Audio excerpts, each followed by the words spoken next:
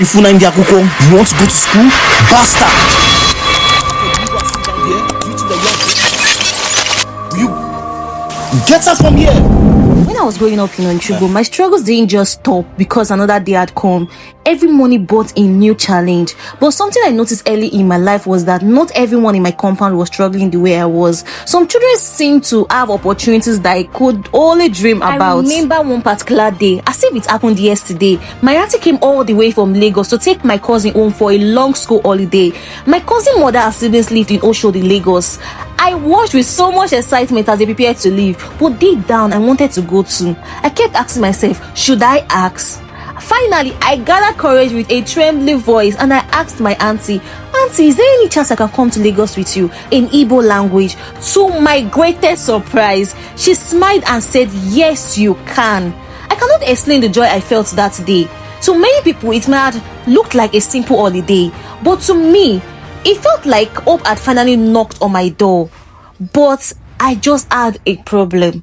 I couldn't speak English fluently. Growing up in the village, we spoke only our local language most of the time. Whenever people spoke English around me, I felt shy because I couldn't express myself. I was worried that people in Lagos would laugh at me. But looking back today, that trip changed my life in ways I can never imagine. For the first time, I was surrounded by people who spoke English every single day. I listened carefully. I paid attention to every conversation. Sometimes I repeated words quietly to myself when nobody was watching. Little by little, day after day, I began to understand and speak English. It wasn't perfect, but it was the beginning. I still hold that memory close to my heart because that trip to Lagos became the very first step in helping me become confident enough to speak English. I will always be grateful for that opportunity. When the holiday ended, I returned to Untold, but this time, I wasn't returning with empty hands. I returned with something much more valuable: hope. For the first time in a long while, I truly believe that maybe, just maybe, there will be a better tomorrow. After completing my primary school education, I was excited about the next chapter. I studied hard, I wrote my common entrance examination, and by the grace of God, I passed. I was offered admission into Comprehensive College, Uboku.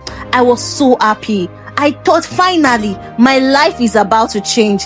But I didn't know another disappointment was waiting for me. Passing the examination wasn't the problem. The problem was paying for the school fees.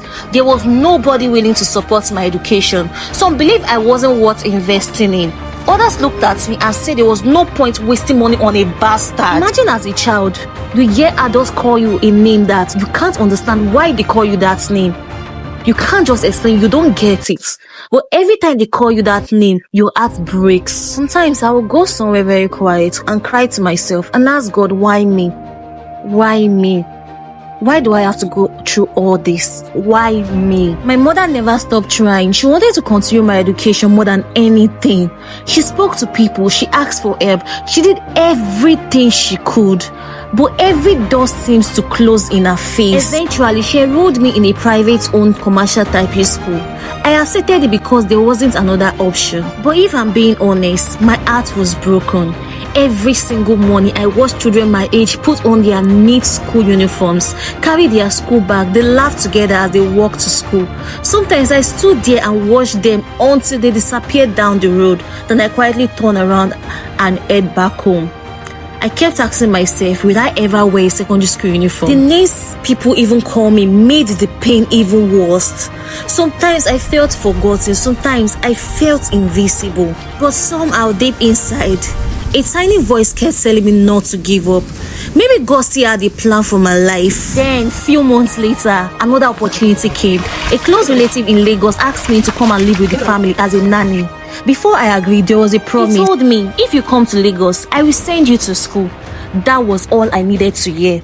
Once again, hope returned. I packed my few belongings and I said goodbye to my village. And I left for Lagos, believing my dream of going back to school was finally about to come true. I had no idea that Lagos would introduce me to a completely different kind of struggle.